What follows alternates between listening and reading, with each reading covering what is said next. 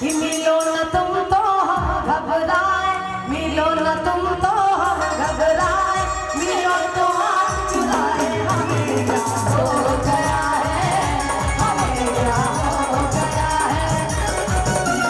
मिलो न तुम तो हम घबराए, मिलो न तुम तो हम घबराए, मिलो तो हाथ चुराए, हमें क्या हो गया है, हमें क्या हो गया है।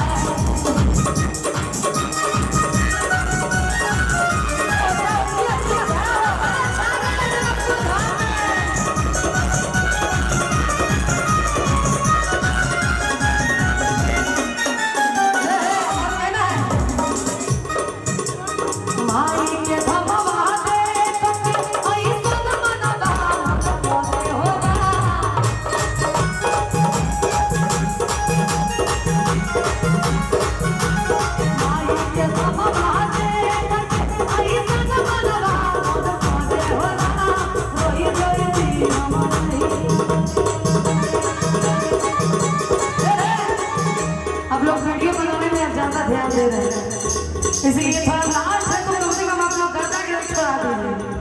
क्या गर्दा छड़ाना है तो गर्दा छोड़ा, दोनों हाथ उठाना है, कहना है कि रही जाती हमारे ही नगरिया, रही जाती हमारे ही नगरिया, कभी सीना अपना रही जाती हमारे ही नगरिया, रही सीना अपना रही जाती हमारे ही नगरिया।